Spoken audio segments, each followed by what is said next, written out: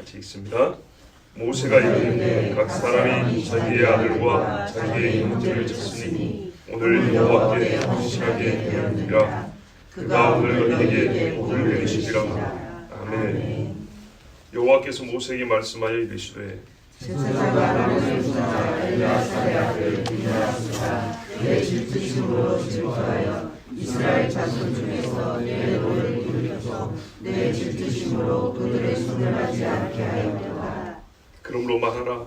내가 그에게 내 평화의 언약을 주리니 그와 그의 후손에게 영원한 제사장 직분의 언약이라. 그가 그의 하나님을 위하여 질투하여 이스라엘 자손을 질투하였습니다. 죽임을 당한 이스라엘 남자 곧 미디안 여인과 함께 죽임을 당한 자의 이름은 시므리니 살루의 아들이요 시므온인의 조상의 가문 중 한 지도자이며 죽임을 당한 미디안 여인의 이름은 고스비니 수르의 딸이라. 수르는 미디안 백성의 한 조상의 가문의 수령이었더라. 아멘. 거룩한 집에 두 아들이 있습니다. 시므온과 레위입니다. 둘 다 레아의 아들이고 둘째 아들이며 셋째 아들. 둘이 참 잘 맞았습니다. 그래서 동생 디나가 강간당했을 때 같이 힘을 모으자 형제요.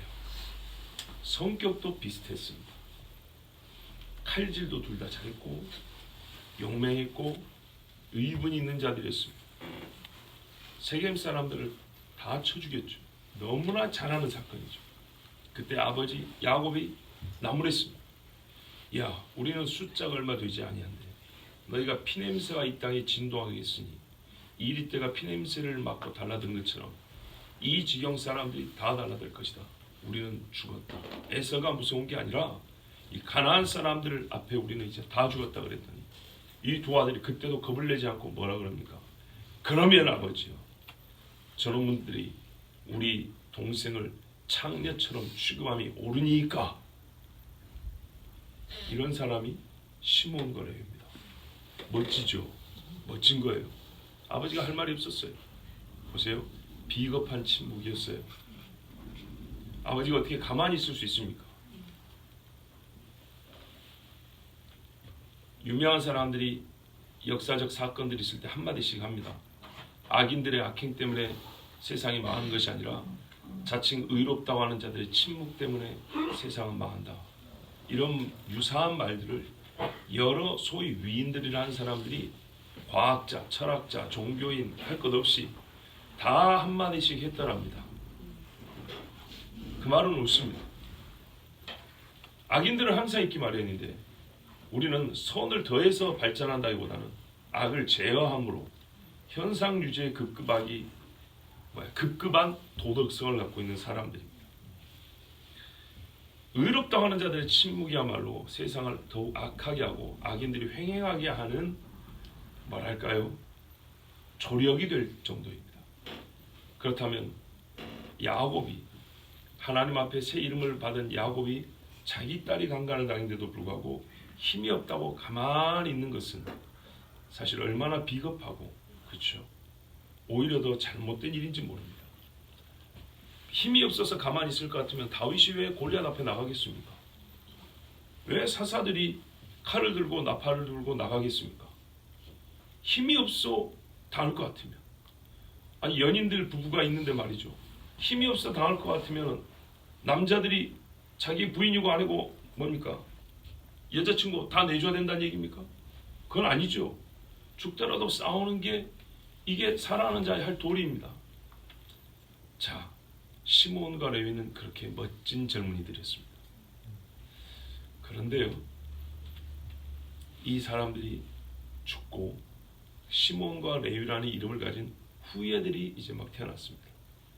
일단 각자의 이름은 다 부를 수는 없으니까 그냥 시므온, 레위 이렇게 하겠습니다. 그런대로 괜찮은 용기를 가지고 의분을 가졌던 두 형제의 집에서 아들들이 잘 태어났습니다. 그리고 하나님께서 복주사 번성하게 됐고 애굽에 들어가서 400년 동안 종사를 하는데 믿음을 잘 지켰습니다. 출애굽할 때 믿음이 없이는 양의 피를 문 임방과 설주에 바르지 못하지요. 믿음이 있던 이방인들은 이스라엘을 따라서 그렇게 했고 장자의 죽음을 피하고 함께 출애굽했습니다. 그래서 이스라엘의 족보 안에 들어옵니다. 우리가 아는 사람 중에 아마 대표적인 사람으로 추정되는 인물이 갈렙입니다. 유다 지파 그나스의 아들 갈렙은 솔직히 유다 지파 안에서 족보를 찾기가 어렵습니다. 그만큼 하나님 앞에 믿음을 보인 사람들은 이스라엘 총회에 들어온다 했습니다. 자, 그리고 광야 생활을 시작했는데 몇 달이 되지 않았습니다. 시내산 도착하기까지 한 2달 걸려서 도착을 하고 하나님과 피의 언약을 맺었습니다. 출애굽기 24장에 손을 잡고 피를 뿌리며 피의 언약이라 하면서 하나님이 말씀해 주신 율법을 읽으며 서로 하나님과 약속을 했습니다. 그리고 모세가 하나님께 이제 그걸 돌에 새겨받기 위해서 올라갔는데 40일 동안 기도하고 있는 동안에 밑에서는 금송아지를 만들어서 숭배했습니다. 악랄하기 그지없는 건 뭐냐면 금송아지를 애굽 신의 이름, 애굽 귀신의 이름으로 부른 것이 아니었습니다. 하토르니, 아피스니 뭐 이렇게 부른 것이 아니었습니다. 여호와라 이렇게 불렀습니다. 그깟 금송아지, 그 금이 어디서 났습니까? 출애굽할 때 애굽에서 종살이한 대가로 하나님이 애굽 사람들의 은금 폐물을 다 쥐어줬는데 그걸로 금송아지를 만들었어요. 나중에 그 은금 폐물로 또 성막의 기구들을 만듭니다. 한 입으로 찬송과 저주가 나온다. 하나님 주신 한 금덩어리로 하나는 금송아지 만들고 하나는 메노라 금 등잔대를 만들고 이렇게 되는 겁니다. 자, 금송아지를 만드는데 앞장든 사람이 누굴까요? 아론은 앞장선 게 아닙니다. 역시 비겁한 침묵을 했던 사람입니다. 백성이 요구했다 했습니다. 아론이 그래도 모세 옆에 있었기 때문에 자기 입으로 먼저 그럴 수는 없었어요. 백성이 요구하니 여론이 그러니 이기지 못하고 자기의 뭡니까? 모세의 형이라는 권위를 빌려줬습니다. 아론이 허락해 줬는데 그때 당시 허락을 만나면 누구가 맞겠습니까? 자, 이렇게 아론도 비겁한 침묵, 즉 레위가 비겁한 침묵을 했습니다. 침묵보다는 좀 더하죠. 하여튼 그런 참 모자란 짓을 했습니다. 그런데 모세가 내려왔을 때 모세는 또 누굽니까? 역시 레위입니다. 모세가 와서 여호와의 분노로 돌판을 깼습니다. 그리고 불렀습니다. 누가 여호와의 편에 설 것이냐? 이게 출애굽기 25장 32장 26절 말씀입니다. 모세가 진문에 서서 이르되 누구든지 여호와의 편에 있는 자는 내게로 나오라 하매 레위 자손이 다 모여 그에게로 가는지라. 여러분, 고라가 어디에 속하죠? 레위입니다. 그렇다면 이때 레위 자손이 다 모였다 했을 때 고라가 빠졌을 거라고 볼 수 있습니까? 오늘 크게는 시몬과 레위인데요. 이 말씀을 보는 중에 자꾸 갈래가 이렇게 갈라지는 걸 볼 것입니다. 한때는 함께 의분을 품었던 자, 진리의 길에 섰던 자가 시간이 갈수록 계속 갈라져 나가는 것을 볼 것입니다. 이 레위 자손에 분명히 고라는 포함되어 있습니다. 다 모여갔습니다.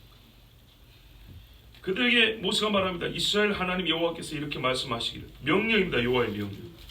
너희는 각각 허리에 칼을 차고 진 인문에서 정문까지 왕래하며 각 사람이 그 형제를, 각 사람이 자기의 친구를, 각 사람이 자기 이웃을 죽이려 하셨느니라. 이스라엘 사람 죽여본 적 없어요. 정말 어려운 이야기. 레위인이 여러분 예수님이 가르치실 때 나보다 형제나 부모나 자식을 더 사랑하는 자는 내게 합당치 아니하고가 성경에 신뢰가 있다 했죠. 사람 한번 죽여본 적이 없는 사람들이 같이 출애굽한 지가 엊그제예요. 군대 동기만 해도 서로 반가운데 출애굽의 그 엄청난 사건을 함께 경험했어요. 그 이전에 10가지 재앙, 400년 종살이, 내 생명과 같은 형제들인데 여호와의 말씀으로 말미암아 레위인이 생전 처음으로 칼을 차고 형제를 죽였어요. 그때 28절에 이날에 백성 중에 3,000명 가량이 죽임을 당했다 하셨어요. 모세의 말대로해서 3,000명이 죽었습니다. 그러자 모세가 뭐라고 말을 합니까? 각 사람이 자기 아들과 자기 형제를 쳤으니, 누구를 쳤다고요? 아들, 형제.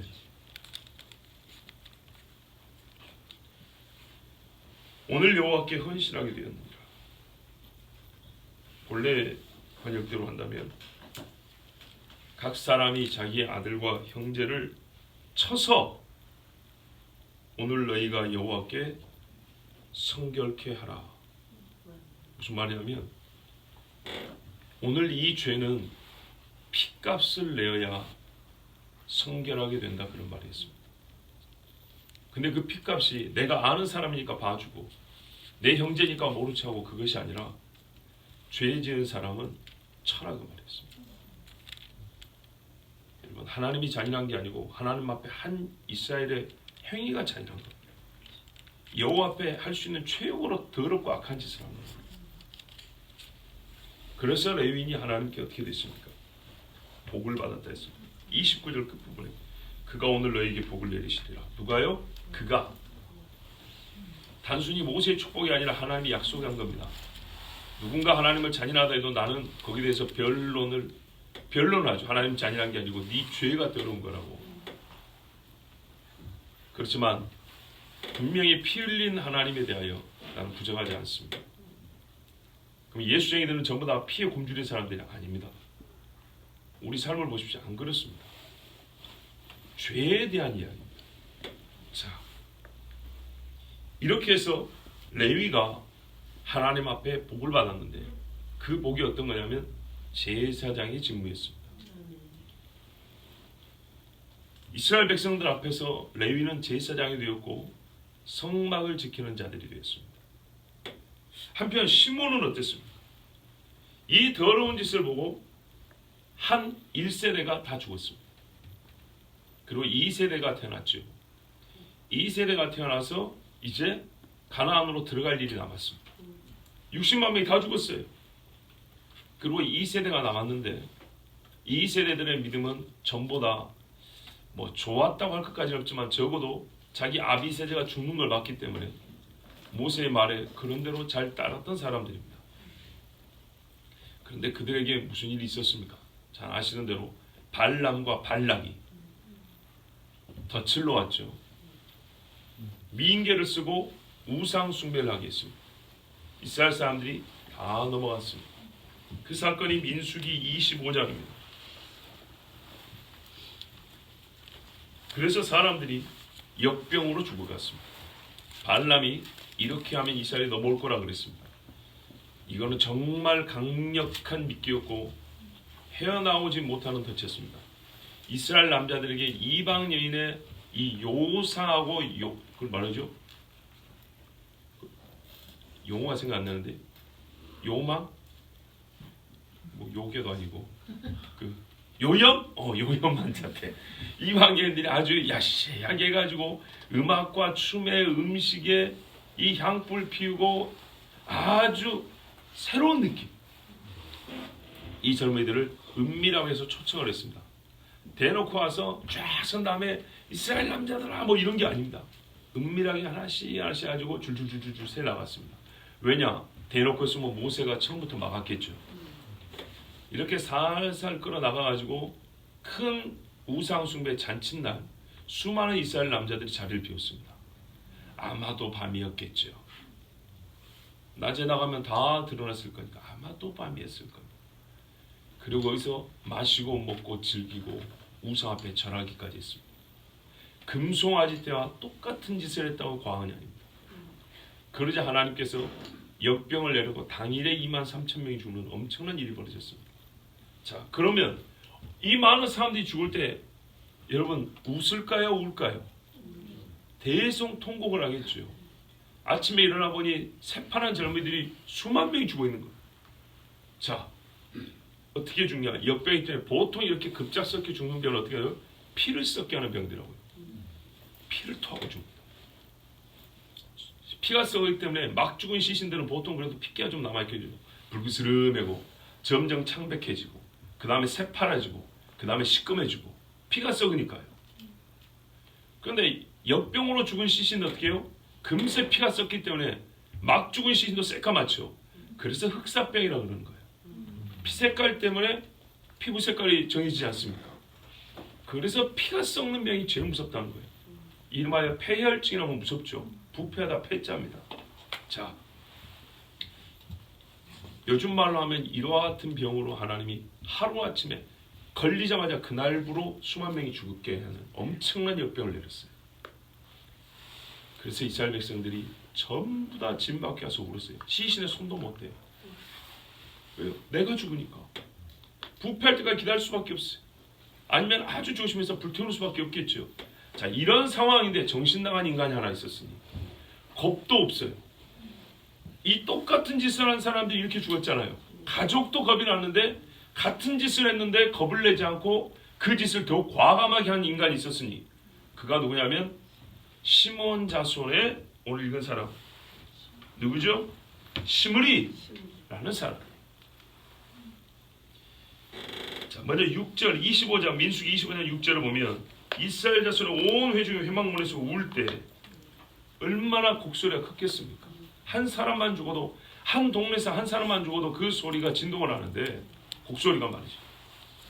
그 광야가 진동을 합니다. 그런데 이스라엘 자손 중에 한 사람이 대표격이죠. 한 사람이 모세와 온 회중 눈앞에 이야 간이 부었죠.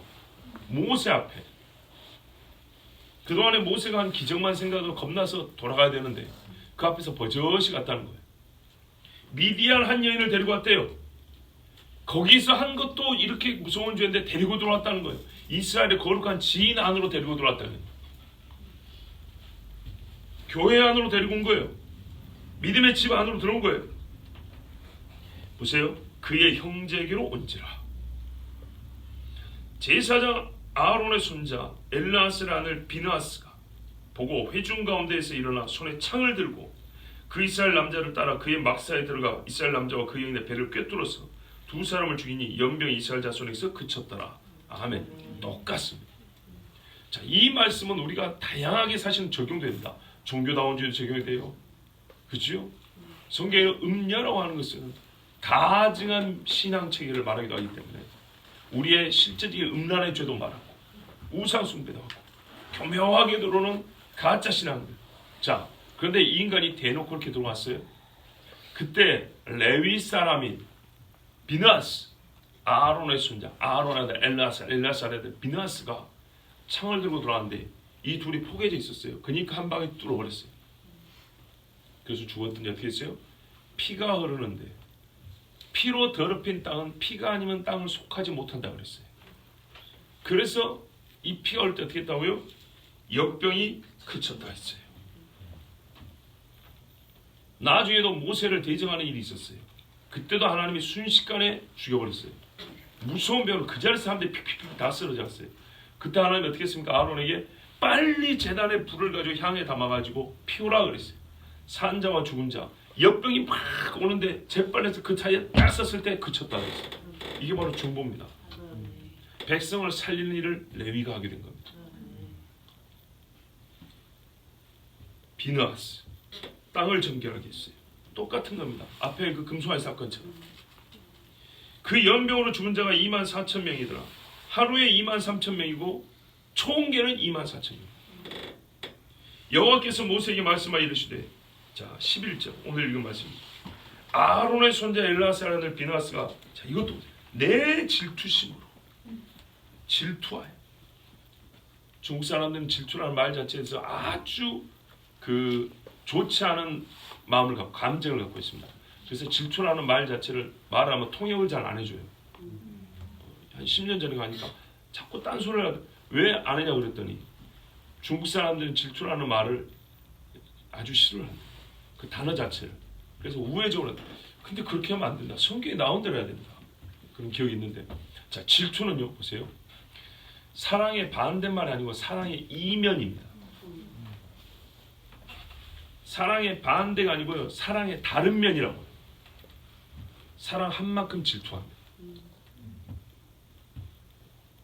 시간 관계상 더 많은 말하는 사랑한 만큼 질투하고요. 사랑하지 않으면은 뭐 다른 남자 여자 하든지 냅둬버립니다. 자기도 딴짓 합니다. 사랑하기 때문에 비느하스가 창을 들고 간 거예요. 바꿔 말하고 이스라엘을 대하여 하나님이 이렇게 질투하세요. 너무 사랑해요. 딴 신한테 절을 한다? 음란한 짓을 한다? 하나님이 참을 수가 없어요. 그대로 내버려두면 다 죽어요. 살리기 위해서 여호와의 질투와 불을 발하는 겁니다. 근데 그것을 엊그저께 우리가 말씀드렸죠. 주일날도 그리스도인은 여호와의 질투에, 여호와의 사랑의 대리자라고. 비나하스가 대리를 했어요. 가서 찔러 주겠어요. 그랬더니 뭐라래요? 나의 질투심으로 질투하여 이 땅을 성결케 했다 그랬어요. 자, 40년 전에 비나하스가 칼 들었던 사람 아니겠습니까? 시내산에서도. 그때를 생각하면 어떻게 해야 이 죽음이 그치는지 알아요. 두 번 말하지 않았기 때문에 비나하스는 그때 그 순수한 마음으로 했어요. 이 비나하스는 진짜 훌륭한 제사장입니다. 나중에 두 지파 반이 요단강 동편에서 땅을 얻고 정복 전쟁이 다 끝난 다음에 돌아갈 때 단을 하나 쌓고 갑니다. 가나안 땅에. 이게 우상 숭배 단이냐 증거의 단이냐 막 논란 있을 때 비느하스가 가서 확인을 해주고 이건 우상 숭배 단이 아니다 하고 종족 간의 전쟁을 하지 않도록 막아준 사람입니다. 비느하스는 여호수아 못지않게 훌륭한 사람입니다. 자, 이렇게 해서 보십시오. 내 노를 돌이켰다 그랬어요. 하나님의 질투심으로 질투하였더니 하나님이 그 땅에 대한 노를 그쳤다고요. 이게 사는 방법이에요. 그래서 그들을 소멸하지 않게 했도다. 이거 내버려뒀으면 어떻게 되죠? 다 죽는 겁니다. 그러므로 말하라. 내가 그에게 비느하스에게 평화의 언약을 주리니 그와 그의 후손에게 영원한 제사장 직분의 언약이라. 또 반복합니다. 그가 그의 하나님을 위하여 질투하여 이스라엘 자손을 속죄하였습니다. 정말 중요한 우리 신앙 용어들, 신앙의 용어들 다 나오죠. 하나님을 위하여 이스라엘 백성들에게 질투함으로 속죄하였답니다. 그래서 노를 그치게 하였고 이스라엘 백성이 살았습니다. 예수님의 예표가 같습니다. 대신 예수님은 자기 몸을 그렇게 내어준 분이죠. 그런데 반대로 이날 자 이렇게 레위의 의로운 행위는 쌓여가는데 시므온 자손의 종족 지도자 중에 한 사람이 시므리가 이 짓을 했다는 거예요. 문제는 자 지도자 정도 되니까 마음 놓고 이렇게 했어요. 보십시오. 14절에 그 여인과 함께 죽임을 당한 사람은 시므온의 조상의 가문 중 한 지도자이며 이름은 시므리라. 살루의 아들이요 진짜 불명예스러운 집안이 되었습니다. 죽임을 당한 여자는 누구냐? 그냥 미디안 여인이 아닙니다. 여기도 역시 급이 맞습니다. 수루의 딸이요 그랬어요. 미디안 한 족장 수루의 딸이요. 이게 얼마나 정말 이 무서운 일이냐면 봐보세요 여러분. 광야 이름 많이 아시죠? 신광야 아시죠? 그 다음에 또 아는 광야 한번 대보세요. 많이 안다더니 하나도 모르네요. 여기 나왔잖아요. 수루광야. 전혀 모르시는 눈치인데. 아니 성경에 있다 보면 광야 이름 많이 나오잖아요. 그 광야 수루광야라고 못 들어보셨어요? 큰일 났다. 이거 녹화되는데 어떻게 할까 이제. 우리 교인들 수준이 이러면 안 되는데. 아니 수루광야를 못 들어봤어요? 수루광야 들어봤죠? 예. 보세요 여러분. 수루광야가 왜 수루입니까? 그 지역을 다스리는 자가 수루이기 때문입니다. 사람 이름입니다. 여기 나오잖아요. 15절에 죽임을 당한 미디안 여인의 이름은 고스비니 수루의 딸이라. 수루는 미디안 백성의 한 조상의 가문의 수령이었더라. 미디안 가문 중에 여러 갈래인데 그 중에 한 우두머리가 수루예요. 그 사람이 찾아오 있던 땅 이름이 수루란 말이에요. 그리고 거기에 광야가 있어서 수루광야라고 부른단 말이죠. 그러니까 이게 무슨 말이냐? 한 이스라엘 젊은이가 우연찮게 한 여자를 붙잡아가지고 데리고 왔는데 그 남자는 그 집안에서 힘 있는 자였기 때문에 겁없이 데리고 왔다. 근데 어쩌다 보니까 그 여자도 귀한 집 딸이었다. 이게 아니라고요. 급이 맞게 놀아먹었다고요. 시므온 족족의 우두머리 한 아들이 미디안 집에 우두머리 집 딸하고 붙었다 이런 말입니다. 이게 우연하게 그냥 그렇게 만나가지고 올 수 있을까요? 어려운 일이죠. 현실을 한번 생각해보세요. 우리가 사는 현실 세계에서 어떻게 그런 일이 벌어질까? 실제적으로 이스라엘 사람들 끄집어낼 때 처음에 한 사람을 유혹을 해서 뭔가 그 사람에게 이익을 주고 마음을 끄집어내고 이스라엘 백성들을 하나씩 잡아와야겠죠. 그럼 누구를 먼저 유혹을 해야 되겠어요? 힘 있는 사람이 하겠죠. 힘 있는 사람한테 길가의 창녀가 그 일을 할 수 있을까요? 어려운 이야기죠. 이름 있는 집안의 딸이요, 재물이 많은 집이요, 서로 함께 혼인관계라든지 뭔가 연결이 되어 있으면은 여러 가지 이득이 있을 만한, 자기 명예가 올라갈 만한 그런 집이었겠죠. 예, 그래서 추정하자면 시몬 지파가 이 일의 주도적이었다는 얘기입니다. 미디안 중에 수르 집안 딸이, 수르 집안이 주도적이었고 수르 집안과 시몬 집안이 둘이 함께하여서 이 더럽고 악한 짓에 우두머리가 됐다는 얘기입니다. 그리고 겁없이 이스라엘 안으로 데리고 들어왔어요. 이 여자도 겁이 없죠. 왜? 내 아버지가 말하자면 수르요, 우리 집안이 어떤 집안인데 이 동네를 주름잡는 사람인 거예요. 근데 누가 나를 어떻게 하겠어? 자, 이참에 이제 수르의 딸이 죽었어요. 그럼 어떻게 될까요? 전쟁이죠. 당연히 전쟁이죠. 예전에는 하나님 어떻게 했어요? 가나안 사람들에게 두려움이 임하여 이스라엘을 못 치겠죠. 지금은요, 하나님이 오히려 적극적으로 치라 그럽니다. 그래서 미디안을 치라 그럽니다. 더 수많은 사람이 죽었기 때문입니다. 그리고 그들이 유혹을 했기 때문입니다. 이 세대는 하나님이 진짜 끝까지 깨끗하게 지켜서 가나안 데려가려고 40년 동안 훈련까지 시켜놓은 그런 세대입니다. 그들의 범죄도 있지만 하나님께서 연단하고 훈련하고 가나안에 들어가기 일부 직전까지 정말 하나님의 신분을 고의 시켰는데 이 더러운 것들이 와서 타락시켰습니다. 하나님이 그 미디안 사람이 분노하여 치라고 그랬습니다. 그리고 그 미디안을 조종하는 놈이 있었으니 누굽니까? 발람입니다. 발람이 집에 가는 척 하다가 다시 와가지고 그 중에 있었습니다. 제가 알기로 민수기 31장에 가면 미디안을 치는데 발람도 같이 칼로 쳐 죽였다 이렇게 되어 있습니다. 그 더러운 잔을 마시고 있던 사람이 발람입니다. 16절, 17절, 18절 여호와께서 모세에게 말씀하여 이르시되 미디안인들을 대적하여 그들을 치라. 이는 그들이 속임수로 너희를 대적하되 부올의 일과 미디안 지휘관의 딸 곧 부올의 일로 연병이 일어난 날에 죽임을 당한 그들의 자매 고스비의 사건으로 너희를 유혹하였음이니라. 아멘. 그러니까 이 부올 일을 할 때 유혹을 했는데 그때 이 고스비가 더욱더 이들을 부추겼다는 얘기입니다. 사람이 주한데도 불구하고 멈출 생각을 하지 않고 계속 이스라엘 사람들을 죽음으로 끌고 가는 일에 유혹을 하는데 앞장선 게 고스비였고 그 일에 정신이 팔려서 함께 손잡은 사람이 시므리였습니다. 그러니까 적어도 사람이 죽으면 우리가 이제 잠시 그치자, 일단 중지하자 이런데 이것이 아니라 계속했다는 거예요. 그러니 하나님께서 이들을 죽였습니다. 자, 형제와 자기 동족들이 죽어가는데도 죽음의 자리에도 마음을 두지 아니하고 음란과 간음으로 죄를 더한 사람, 하나님 앞에 죄의 사함을 구한다는 생각조차 하지 못한 사람, 이 사람들은 신무리같이 될 것입니다. 자, 이 일로 말미암아 여호와의 말씀대로 레위는 복을 받고 시몬은 복을 잃었습니다. 시몬은 복을 잃어 저주를 받았는데 그들이 받은 기업을 보면 단번에 확인이 됩니다. 자, 오늘 이 한 가지는 보는데요. 성경에 말하면 레위는 하나님께서 그들의 기업이요 최고의 복이죠. 이스라엘 전역의 땅을 얻습니다. 전역에. 그리고 약속의 땅 전체에서 여호와의 말씀을 증거하는 복을 받습니다. 이스라엘 땅 전체에서 나오는 산물을 먹습니다. 그러지 않습니까?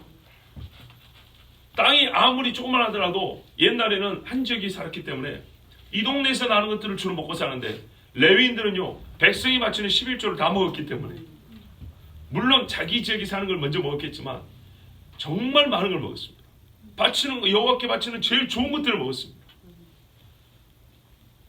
모든 이스라엘 사람들을 상대로 하여 여호와의 율법을 가르치고 전체 이스라엘 제사를 하나님께 올려드리는 사명을 받았고 가장 거룩한 집인 여호와의 성막에 들어가서 섬길 수 있는 복을 받았습니다.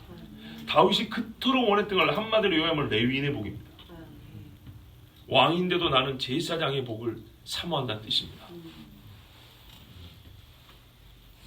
여호수아 21장 41절에 레위 사람들이 이스라엘 자손의 기업 중에서 받은 성읍은 모두 48성읍이요 또 그 목초지들이라.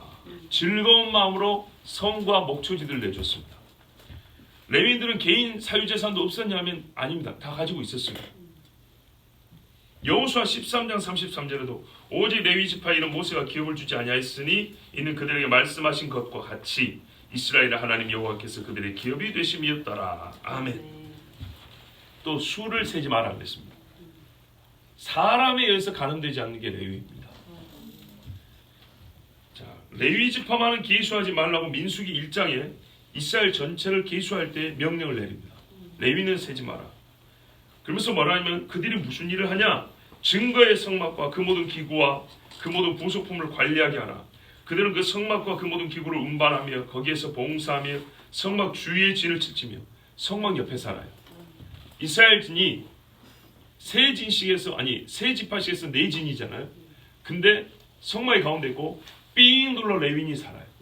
그리고 세 지파씩 이렇게 갈리는 거예요. 성막 주위에 진을 칠지며 성막을 운반할 때는 레위인이 그것을 걷고 성막을 세울 때는 레위인이 그것을 세울 것이요.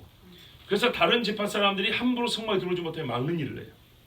레위는 증거의 성막 사방에 진을 쳐서 이스라엘 자손의 회중에게 진노가 임하지 않게 할 것이라. 이게 무서운거든요. 더러운 자들이 성막 가까이 가면 어떻게 해요? 죽습니다. 두루도는 불검을 가진 그룹이 지킨 것처럼 레위인이 그 일을 하는 겁니다. 레위는 증거의 성막에 대한 책임을 지킬지니라. 이게 하나님이 주신 레위인의 복입니다. 나중에 문제는 레위인이 이 복을 또 스스로 잃어버린다는 게 문제인데 일단 레위인이 이렇게 하는 게 분명히 복을 받았습니다. 그러나 시몬은 어떻게 되냐? 여러분 시몬 지파의 기업이 어디에 있는지 아십니까? 이스라엘 전체 중에 위에 있을까요? 아래에 있을까요?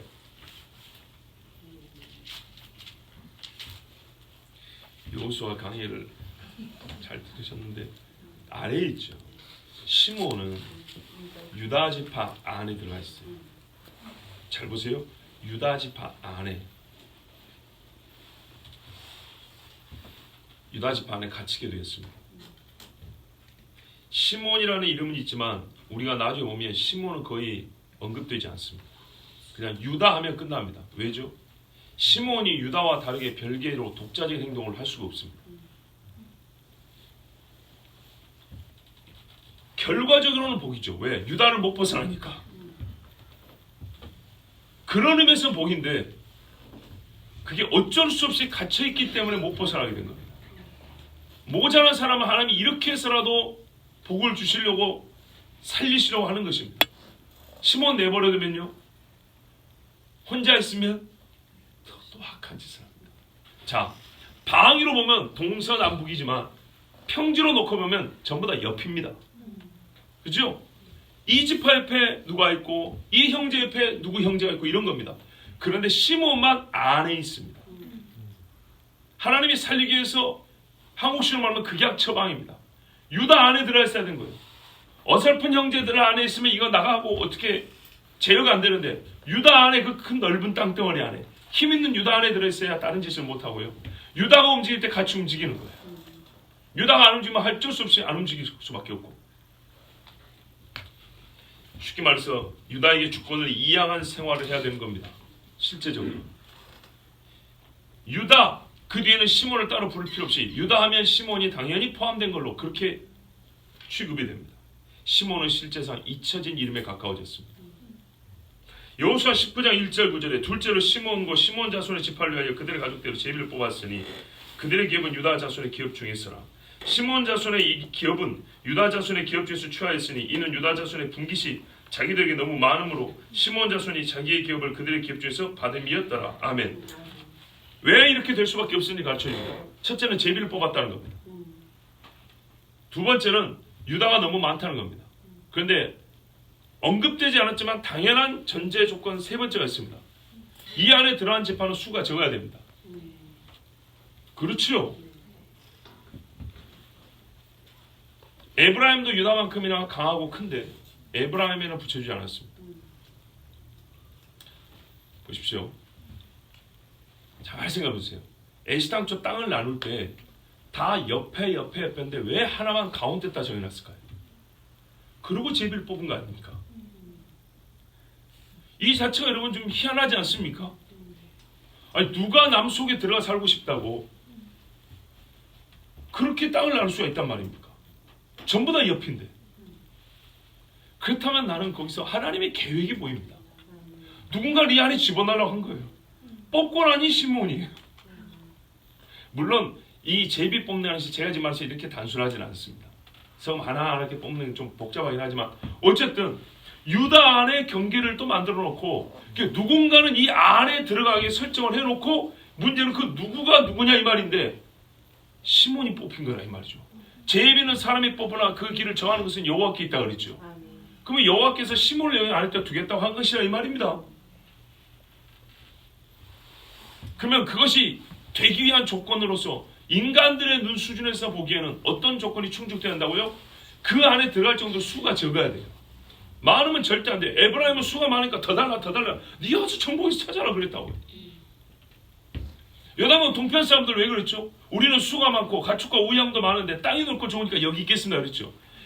이거는 가장 기본적으로 수의 많고 적음이 기업을 나눌 때 있어서 가장 공평하고 객관적 기준 중에 하나였어요. 그러므로 시몬은 수가 아주 적었다는 뜻이죠. 확인해 볼까요? 민수기 1장 23절에 첫 번째 민수를 했는데 그때는 시몬 지파에서 계수된 자는 59,300명이었더라. 예, 평균은 갑니다. 보통 지파 수를 재면 4만에서 5만이고 많으면 6만 7만입니다. 예, 요게 복받은 지파고 보통은 4, 5만입니다. 그러니까 5만 9천이니까 6만에 육박하죠. 예, 시몬도 제법 괜찮았습니다. 근데 40년 지났더니 어떻게 됐습니까? 이는 시몬의 종족들이니 계수된 자가 22,200명이었더라. 22,200명이니까 얼마 죽었죠? 37,100명이 죽었습니다. 엄청나게 죽었죠. 자, 봐보세요. 광야 40년 지난 다음에 전체 수가 60만 얼마 똑같습니다. 거의 같습니다. 그래서 그 자체가 놀랍다고 예전에 말씀드렸죠. 광야에서 애를 어떻게 낳아서 키운단 말이에요. 물도 없고, 그렇죠. 밤에는 춥고 모든 것이 악조건인데, 근데 하나님께서 거기서 여전히 엄청나게 번성하게 하셨어요. 왜? 이스라엘에게 복을 주셨기 때문에. 가임 가능 연령대는 계속 죽어가는데도 불구하고. 자, 그런데요. 잘 보십시오. 40년이 지나서 인구를 세보니까 다른 지파는 좀 늘었거나 약간씩 변동이 있습니다. 근데 시므온만 반 이상이 줄어버렸습니다. 어떤 일이 벌어진 거냐? 얼마 전에 민수기 25장에서 바알볼 사건이 있었죠. 그리고 26장에서 인구 셌습니다. 바로 얼마 전에 24,000명 죽고 난 다음에 인구를 셌다고요. 그런데 다른 지파는 거의 똑같은데 시므온만 반이 줄어버렸어요. 무슨 말이죠? 대부분 시므온에서 죽었다는 얘기예요. 왜? 시므온 지파 수령이 이 짓을 하니까 그 지파 사람이 다 따라한 거죠. 다른 지파보다 유독 아시겠죠? 만약 같이 있으면 다른 지파도 많이 줄었는데 다른 지파는 별로 없어요. 이 지파만 반토막 이상이 줄어버린 거예요. 이게 시므온이 받은 저주입니다. 그래 놓으니까 수가 적으니 염치 좋게 큰 땅을 주라고 말할 수가 없어요. 그리고 제비 뽑았는데 딱 유다 지파의 손바닥만한 땅인데 이것에 대하여 불평을 할 수가 없어요. 왜요? 객관적 조건이 인구란 말이에요. 근데 인구 자체가 적기 때문에 할 말이 없어요. 자기들이 얼마 지나 지금 죄도 있기 때문에. 물론 시간은 몇 년 지나 좀 잊혀지게 되었겠지만 그래도 시몬은 그래서 유다 안에 들어가 살게 됐어요. 시몬은 살인하였고 또 욕심을 쫓았습니다. 형제의 죽음 앞에서 간음하였기 때문에 시몬은 수가 줄었습니다. 여호와의 진노를 일으키는 자였기 때문에 하나님께서 그들을 자유를 제한하셨습니다. 이스라엘 12지파 중에서 하나를 빼지는 않으셨습니다. 그러나 그들은 실제적으로 힘을 발휘하지 못하고 잊혀진 이름에 가깝게 되어 있습니다. 시몬의 작아짐과 같이 백성의 죽음 앞에 음란과 간음의 죄를 짓는 교회는 쪼그라들고 망할 것입니다. 형제의 보호가 아니면 살 수 없고 형제의 집에 얹혀 사는 신사가 됩니다. 레위는 같이 살인한 자였습니다. 바울처럼. 그리고 또 살인했습니다. 그러나 첫 번의 살인은 자기의 분노였다면 두 번째 살인은 여호와의 진노를 누그러뜨리는 하나님의 질투였습니다. 그래서 그들은 하나님께 성결케 되어 성별된 사람이 되었습니다. 신학적 표현을 할까요? 시몬은 가라지고 레위는 알곡이 되었습니다. 하나님의 분노와 질투를 가진 사람, 이 사람은 하나님이 알곡처럼 쓰셨습니다. 이스라엘 중에 가장 중요한 자, 성막을 지키는 사람이 되게 하셨습니다. 여호와의 진노에 대하여 세상은 부조하고 말하지 않으려고 하지만 이건 마귀의 거짓말입니다. 세상에 속한 가르침, 죽지 않으리라입니다. 그러나 하나님의 가르침은 죽으리라입니다. 여호와의 사랑을 받는 자 못지않게 여호와의 분노를 품은 자가 복을 받습니다. 그러나 두 교회가, 두 형제가 끝까지 함께 가고 12제자 중에 가룟 유다가 끝까지 간 것처럼 두 가지 종류의 교회가 마지막까지 함께 존재하는 것은, 즉 가라지 같은 교회가 알곡 같은 교회가 함께하는 것은 하나님께서 알곡 같은 교회를 보호하기 위함입니다. 제가 너무 이렇게 비약에서 넘어놓을 생각하지 마시고요. 이 두 형제를 이야기하는 건 지금 교회 이야기하려고 하는 겁니다. 아무 일도 없이 지나간 것이 아니고 하나님의 무조건적 은혜가 그 가라지 같은 교회를 보호한 것이 아니고 알곡 같은 교회를 보호하시려고 하나님이 가라지 같은 교회들도 내버려 두시는 겁니다. 성경에 그랬죠. 가라지가 보이는데 뽑을까요? 아니다. 가라지 뽑다가 다니다 보면 알곡도 해칠 수가 있다. 제도되는 벼이상 밀이상도 상하게 되는 수가 있단 말이에요. 지금 무슨 말입니까? 교회 제도 자체가 무너져 버리면 선한 교회들도 무너집니다. 기독교 자체가 부정되어 버리면 하나님 앞에 기도하고 이 땅을 위하여 눈물을 흘리고 여호와의 질투심을 갖고 있는 교회들과 성도들도 예배할 자를 잃어버립니다. 그래서 제도를 지켜주신다고요. 제도를 지켜주시니까, 형식과 틀을 지켜주시니까 가라지도 살 땅이 그대로 있다 이 말이죠. 이해가 되시죠? 가라지가 심겨진 땅하고 알곡이 심겨진 땅이라는 이 종교적 체제 자체가 같은 틀이란 말이에요. 기독교 개신교 틀이 같다 이 말이죠. 이 틀을 국가적으로 인정을 해주면 알곡 같은 교회도 존재하고 가라지 같은 교회도 존재합니다. 근데 이거 더러운 거 뽑는다고 이 틀이 망가지면 어떻게 됩니까? 알곡 같은 교회도 무너집니다. 그래서 하나님께서는 우리에게 진즉 가르쳐 주신 것처럼 알곡을 보호하기 위해서 때가 될 때까지 가라지도 그대로 둔다 그랬죠. 그 땅에 그냥 들어가자고 내버려 둡니다. 실제로 이 땅에는 시몬과 같은 교회들이 많습니다. 시몬과 같은 형제들이 많습니다. 여러분, 우리는 긍정적 의미에서 사랑 타령하는데 때를 보면서 얘기해야 되는 겁니다. 봐보세요. 금송아지를 숭배하는 때는 분노하는 겁니다. 가늠하여 형제들이 죽어갈 때는 죽어가는 형제에게 약물을 주입해서 아이고 내가 너를 사랑하는데 어떻게 살려줄까 하고 거기서 같이 킥킥거리 죽는 것이 아니라 여호와의 질투심으로 분노해야 되는 겁니다. 그래야 그 사랑하는 자를 살립니다. 사랑의 이면이 질투라 그랬지 질투가 사랑의 반대가 아닙니다. 그러므로 여호와의 질투심으로 이 땅을 향하여 우리는 때로는 분노해야 됩니다. 분노의 눈물을 흘릴 수 있어야, 그렇게 해서 통해할 수 있어야 다른 사람들께는 왜 저리 사람들이 교회인들이 사랑이 없냐? 우리 지금 죽어가는 사람들 많은데 우리를 보고 좀 살려주는 일을 좀 해야지. 먹을 것도 좀 갖다 주고 등도 좀 떠다끓여주고 그래야지. 교회가 왜 그래 사랑이 없냐? 비나스를 보세요. 이게 사랑인가? 형제를 칼로 차로 찔러 죽였는데. 그런데 이게 바로 여호와의 질투, 하나님의 사랑의 다른 면이라고 그랬어요. 이게 있지 아니하였다면 이스라엘에 더 많은 형제들이 죽습니다. 여러분, 마찬가지로 우리 자신을 한번 돌아보십시다. 한 해가 다 지나가는 시점에 많은 영혼들이 교회를 떠났습니다. 사랑이 없어서 교회를 떠난 게 아니고 애시당초 진리가 없었기 때문에 떠났습니다. 하나님을 향한 질투가 있을 정도의 사랑을 하나님을 향해 품은 적이 없어서 떠났습니다.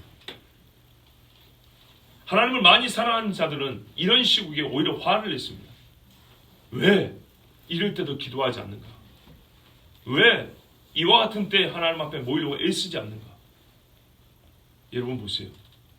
유튜브가 좋은 것은 아닙니다만 그 안에 우리가 그래도 볼 것이 있고 들을 것이 있다면 정말 성난 목소리를 낸 사람들 한번 봐보세요. 누가 성난 목소리를 냅니까?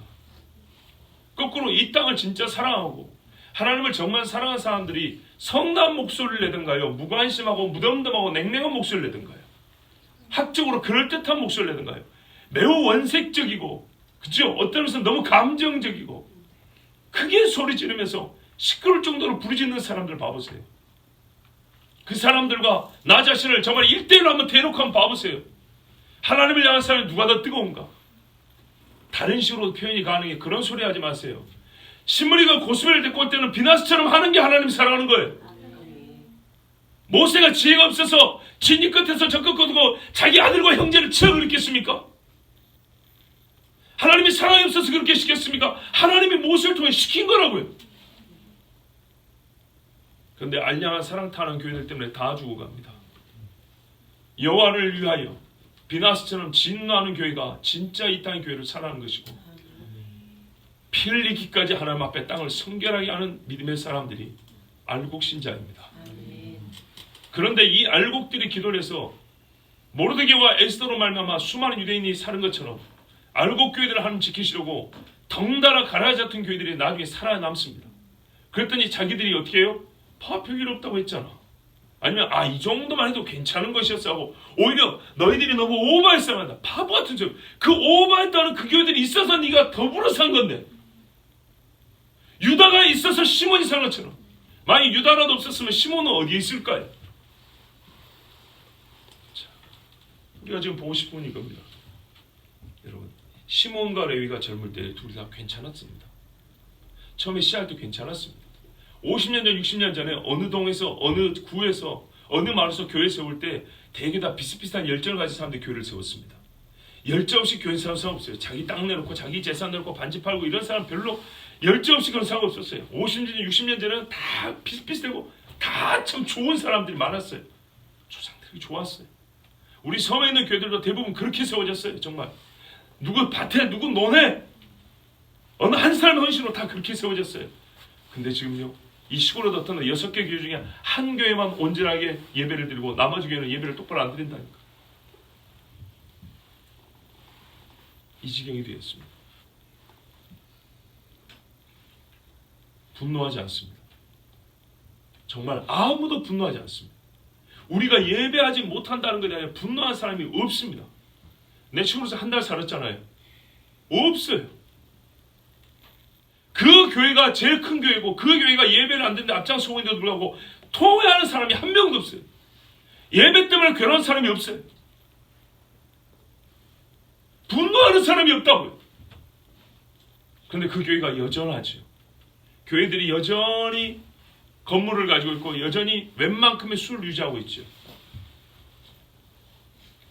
그러나 그 웬만큼은 생존할 정도이지 많은 수가 떨어나고 실제적으로는 살아있는 영혼은 반 토막 이상 떨어져 나갔습니다. 거대한 죄에 대한 분노, 여호와를 떠나는 형제들 위하여 여호와의 질투로 소리지름이 우리에게 있어야 합니다. 여러분, 레위인이 되고 싶습니까? 레위인처럼 살고 싶습니까? 그러면 정말 하나님 앞에 레위처럼 분노할 줄 알아야 됩니다. 저는 개인적으로 우리 교회가 대단하다고 생각하지 않습니다. 우리의 정확한 위치는 어디냐면요, 레위와 시몬 중간쯤밖에 안 됩니다. 정말입니다. 성경에 수가 많다고 하나님이 걱정한 적이 있어도 수가 적다고 걱정한 적은 한 번도 없습니다. 수가 적어서 전쟁에 졌다는 소리는 한 번도 없습니다. 오히려 줄이신 분입니다. 그러므로 우리가 가끔 우리는 수가 적어서 여호와의 일을 잘 못하고 더 많은 수가 필요한데 그것도 아닙니다. 이 올해도 보니까는 한 사람은 시작했는데 거룩한 질투를 가진 목회자 앞에는 수십 명, 수백 명이 따라 붙더라고요. 우리는 성경이 확실하다는 걸 보고 다시 한번 깨닫게 됐습니다. 그런데 여러분이나 나나 설교하는 나나 여러분이나 우리는 어정쩡한 거예요. 어정쩡한 거예요. 정말이에요. 여러분, 얼마나 울었는가 한번 생각해 보세요. 얼마나 불을 품었나 생각해 보세요. 우리는 예배 드린다고 자부심이 있었지. 자부심이 아니라 괴로워하고 비느하스 같은 그런 열심을 품었는가 생각해 보세요. 솔직히 우리 거기까지 못 갔습니다. 거기서 그래요. 이스라엘 전체 중에 비느하스 한 사람이니까 그만큼 희귀한 일이에요. 그런데 그 희귀한 사람은 분명히 복이 있었어요. 하나님 앞에 한 달 남았습니다. 시몬과 레위가 처음에는 같이 용기 있게 시작을 했습니다. 잘했다는 것은 아니지만 최소한 오라버니로서의 도리를 할 줄 알았습니다. 뒤로 갈수록 형제의 도리를 저버린 자가 되었고 형제의 죽음을 야기하는 자가 되고 하나님의 분노와 질투를 끌어다니는 사람이 되었고 한 사람은 하나님의 질투를 주의 의로 갚아서 땅을 성결케 한 자들이 됐습니다. 그러나 결국에는 둘 다가 생존하고 같이 이스라엘 안에 있다 보니까 우리는 별 차이가 없는 것 같지만 하나님께서는 그들에게 수를 통하여서 벌써 확연하게 차이를 드러내셨고 그들의 거처하는 땅을 통하여서 누가 하나님의 복을 받았으며 누가 하나님께 잊혀져 가고 있는 자인지를 보여주셨습니다. 이제 보십시오. 그렇다면 우리의 선택은 우리에게 달렸습니다. 주여 하고 부르는 것과 주님을 받아들일 거냐 말까 선택은 우리에게 있고 하나님이 우리를 또한 부르시는 것과 고치시고 회복하시는 것은 여호와의 주권에 있습니다. 어제 새벽에 전했습니다. 그러나 모든 성경의 은혜의 사건이라는 데를 보면 이 두 가지가 항상 함께 발견된다. 주의 주권적인 부르심과 부어주시는 은혜가 있고 또한 우리 사람의 하나님 앞에 자유로 드리는 자유로운 선택으로 드리는 헌신이다. 이 두 가지가 성경의 믿음의 사건을 항상 함께합니다. 이제 한 달 남았습니다. 우리는 조금 더 레위에 가까워져야 합니다. 시몬은 잊어야 합니다. 우리 안에 있는 시몬은 제거하시고 누룩을 제거하시고 레위의 거룩한 분노를 갖기를 바랍니다. 기도하겠습니다.